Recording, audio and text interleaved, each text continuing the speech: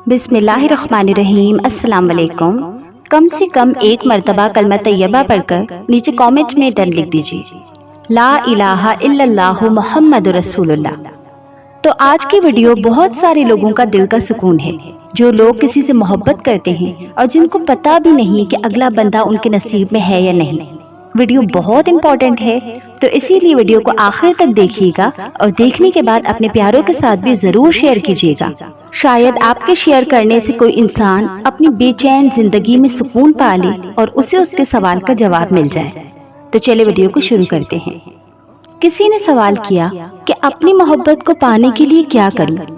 तो सुने, अल्लाह ने हर चीज का वक्त तय किया हुआ है और अल्लाह पसंदीदा चीजों से ही आजमाता है। तवक्कुल रखो, चाहे चीजें कितने ही अपोजिट हो जाएं, अपने अल्लाह पे अपना तवक्कुल स्ट्रॉन्ग रखो।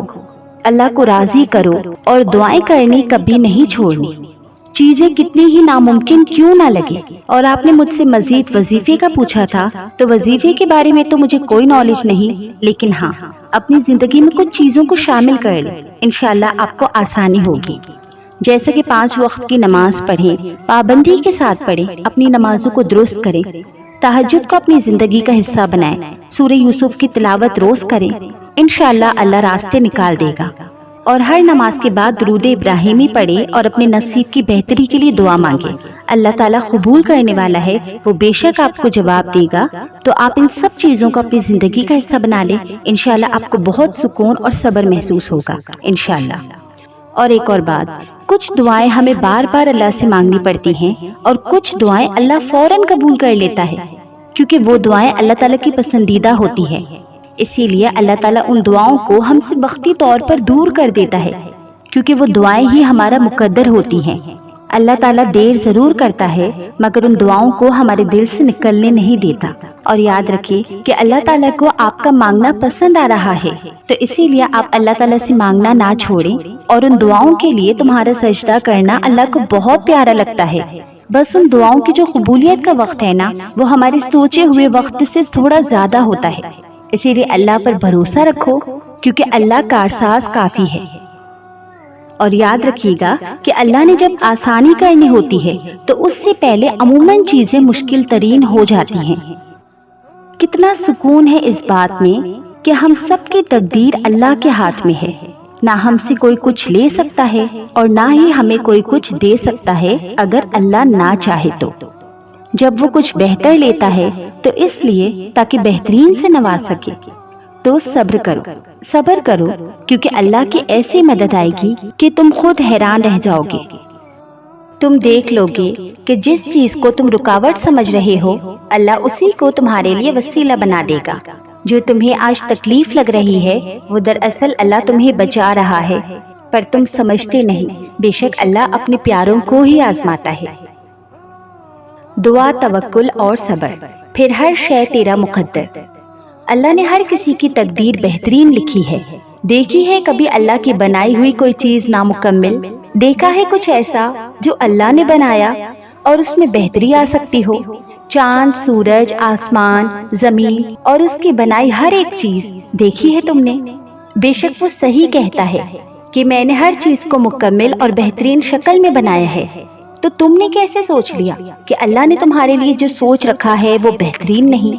जब अल्लाह ने हर चीज मुकम्मिल बनाई है, तो तुम्हारी कहानी कैसे नामुकम्मिल छोड़ सकता है? याद रखिए कि हमारा अल्लाह कुछ नामुकम्मिल नहीं छोड़ता। वाहिद वही तो है जो अपने वादे पूरे करता है। तो जो दरवाजे अल्लाह ने बंद कर दिए हैं, अगर आप उस पर राजी हो जाओगे, तो अल्लाह वो दरवाजे भी खोल देगा जहां तुम्हारे लिए मौजज़े होंगे। नसीब के आगे तुम्हारा बेबस होना इसलिए नहीं कि तुम मायूस हो जाओ, बल्कि इसलिए है कि तुम अल्लाह को पुकारो, उससे मांगो, क्योंकि अल्लाह का एक कुन हर नसीब पर भारी है। दुआएं हर चीज का रुख मोड़ सकती हैं। ये मत सोचो कि तुम जिस चीज के लिए दुआ कर रहे हो वो मुमकिन नहीं, क्योंकि अल्लाह के लिए तो हर चीज मुमकिन है। वो चाहे तो किसी को कुछ भी और किसी भी तरह नवाज दे। वो रात को दिन में बदलने वाला, अंधेरों को उजाले में बदलने वाला, तुम्हारी हर ख्वाहिश पूरी करने पर कादिर है। तो जब जो चाहिए उससे मांगो और फिर उसी के हवाले कर दो, क्योंकि जो तुम नहीं बदल सकते वो अल्लाह बदल सकता है। تو بس اسی پہ توکل رکھو۔ جو چیز اللہ سے مانگ لی ہے وہ لوگوں سے مت مانگو، نہ ہی اس کے پیچھے خود کو ہلکان کرو، بس سکون میں آ جاؤ کہ وہ اللہ تمہیں دے گا۔ اللہ سے بات کرو، اپنے دل کی خواہشات اللہ کے حوالے کر کے بے فکر ہو جاؤ، کیونکہ اللہ پہ توکل کا یہی تقاضا ہے۔ اور جو راستے اللہ نے تمہارے لیے چنے ہیں ان پر راضی ہو جاؤ، کیونکہ اللہ کی رضا سے بہتر اور کیا ہو سکتا ہے بھلا۔ اللہ تمہاری من پسند چیز کو تم سے دور کر کے تمہیں اپنے تک لاتا ہے، اور آزمائش تو من پسند چیز سے ہی ہوتی ہے نا۔ جب کبھی گرتے گرتے سنبھل جاؤ تو سمجھ لینا کہ اللہ نے تمہاری دعاؤں کے ذریعے تمہیں تھام لیا ہے۔ یہ وہ دعائیں ہیں جو تم نے ایک وقت میں اللہ سے بہت کی تھی، اور پھر ناممکن سمجھ کر تم نے وہ دعائیں کرنا چھوڑ دی۔ وہ انہی مانگی ہوئی دعاؤں کے ذریعے تمہیں آنے والے مشکل وقت سے بچا لیتا ہے۔ تمہیں جو لگتا ہے کہ وہ دعائیں رد ہو گئی ہیں، تو یاد رکھیں کہ اللہ دعائیں رد نہیں کرتا۔ تم نہیں جانتے کہ اللہ کن کن صورتوں میں دعائیں قبول کرتا ہے۔ جو تم سے چھن جائے اسے واپس لے آتی ہیں دعائیں، جیسے لوٹایا یوسف کو اللہ نے اپنے والد کے پاس، اور موسیٰ کو اپنی والدہ کے پاس، اور ہاجرہ کو ابراہیم کے پاس، اور ایوب کو ان کے بچوں کے پاس۔ ہر تکلیف تباہی بن کر نہیں آتی۔ یاد رکھو تمہارا بھی وہی خدا ہے جو نوح کا تھا۔ جب نوح نے شکست نہ پانے کے لیے اللہ کے سامنے ہاتھ اٹھائے تو اللہ نے طوفان بھیج کر ان کی مدد کی۔ اسی طرح جب تم اللہ سے کچھ مانگتے ہو تو وہ تم تک مدد ایسے وسیلوں کے ذریعے پہنچاتا ہے جس کا تم سوچ بھی نہیں سکتے۔ تم اللہ کی مصلحتیں سمجھتے نہیں۔ تمہاری آزمائشوں کے پیچھے چھپے اللہ کے بہترین راز تم جانتے نہیں۔ اور اگر اللہ تمہیں کہتا کہ تم خود اپنا مقدر لکھو تو تب بھی تم اس سے اللہ جیسا بہترین نہ لکھ پاتے۔ تو پھر توکل، صبر اور دعا سے کام لو، کیونکہ اگر اللہ نے تمہیں کنارے پر کھڑا کر دیا ہے تو وہ تمہیں تھام لے گا یا اڑنا سکھا دے گا۔ تو دعائیں کرنا چھوڑنا مت۔ تم وہ بھی مانگو جو ناممکن ہے، پھر وہ تمہیں ناممکن وسیلے سے ہی عطا کرے گا، کیونکہ اللہ کے لیے کچھ بھی ناممکن نہیں۔ اللہ کی مدد مختلف وسیلوں سے تم تک آتی ہے، کبھی آزمائش بن کر تو کبھی سکون بن کر۔ تم جانتے نہیں کہ جب نوح علیہ السلام نے اللہ سے مدد مانگی تھی جنگ میں شکست نہ پانے کی خاطر، تو اللہ نے طوفان بھیج کر ان کی مدد کی تھی۔ تمہاری آزمائش بھی تو ایک طوفان ہی تو ہے نا، جو کچھ اور نہیں بلکہ اللہ کی مدد ہے۔ وہ تمہیں ایسی شکست سے بچا رہا ہے جس کا تمہیں علم تک نہیں۔ یقین مانو اس آزمائش کی بات تمہاری جیت ہے، لیکن صرف اس صورت میں کہ تم صبر اور توکل سے کام لو۔ تمہاری اس آزمائش کے بعد تمہاری ہر اس خواہش کا پورا ہونا ہے جو اللہ جانتا ہے۔ تہجد کا ایک سجدہ بند دروازے کھول دیتا ہے، اور وہ جو ناممکن ہے وہ ممکن ہو جاتا ہے۔ تم سوچتے ہو کہ کیوں مانگوں اللہ سے، یہ تو ناممکن ہے، لیکن سچ تو یہ ہے کہ جو تمہارے لیے ناممکن ہے وہ تو ممکن ہے اللہ کے لیے۔ اللہ کے لیے تو بس ایک کن کی بات ہے، وہ کن کہے گا اور بند دروازے کھل جائیں گے، اور اس کے کن تک پہنچنے کا دروازہ تہجد نہیں تو اور کیا ہے۔ تہجد اللہ کی سب سے لاڈلی عبادت ہے۔ تہجد کے وقت اللہ کے پاس آنے والے شخص کو اللہ کیسے نہ بھول سکتا ہے۔ تمہارا نمازوں میں رونا بے وجہ تو نہیں، ذرا سی دیر ہونے کا مطلب اللہ کی نہ تو نہیں۔ تقدیریں اللہ بہترین لکھتا ہے، تمہاری کہانی ابھی اللہ نے مکمل کی تو نہیں۔ تمہارے آنسو اللہ دیکھ رہا ہے، اللہ بے خبر تو نہیں۔ جان جاؤ کہ اللہ کی مدد آنے والی ہے۔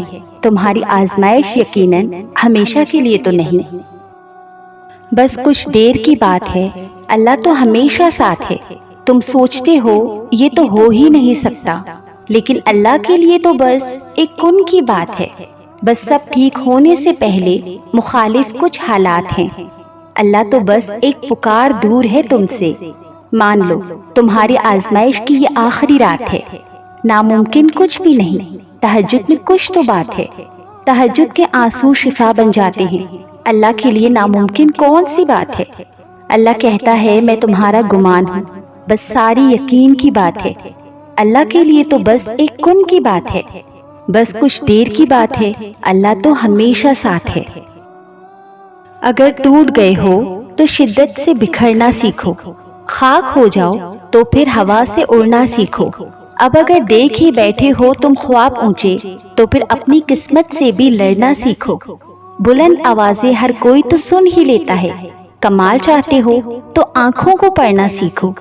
تم جو بھٹکو تو بھٹکتے ہی چلے جاتے ہو، کبھی جو بھٹک جاؤ تو بھٹک کر سنبھلنا سیکھو۔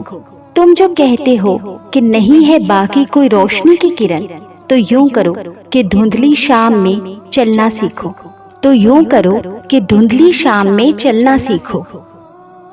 مشکل آتی ہے تو اس سے نکلنے کا وسیلہ بھی بنا دیتا ہے، توڑتا ہے ہمیں تو خود سے جوڑ بھی دیتا ہے۔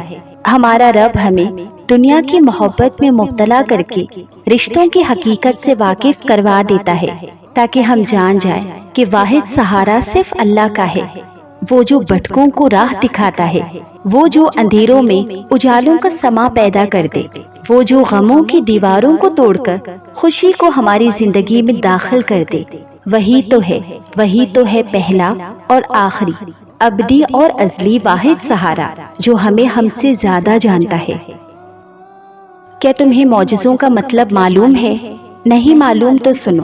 معجزہ تو ہوتا ہی تب ہے جب دہکتے ہوئے انگاروں پر حضرت ابراہیم علیہ السلام کو پھینکا گیا تو عین اسی وقت وہ آگ گلزار ہو گئی۔ پھر سوچ رہے ہو کہ اتنا وقت کیوں لگا؟ اگر اللہ چاہتا تو آگ جلتی ہی نہ۔ تو سنو، اگر ایسا ہوتا تو اسے معجزہ کون کہتا؟ اب سمجھ آئی بات کہ جب ہر امید دم توڑ دے، جب دنیاوی اسباب ختم ہو جائیں، جب ہر کوئی کہہ دے کہ یہ ناممکن ہے، تب اللہ پر اس سوچ کے ساتھ یقین رکھنا کہ وہ آخری لمحات میں بھی قسمت بدل دیتا ہے۔ ایسا یقین اس رب پہ کر کے دیکھیں، یقین تو کریں۔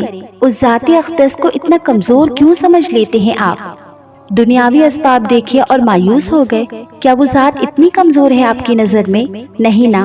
تو پھر ایک لمبی سانس لے اور رب محمد صلی اللہ علیہ وسلم پر اپنا یقین گہرا کر کے اس سے مانگے اور صبر رکھے، کیونکہ معجزات تو پھر آخری لمحات میں ہوتے ہیں نا، کیونکہ اللہ ہر شے پر قدرت رکھنے والا ہے۔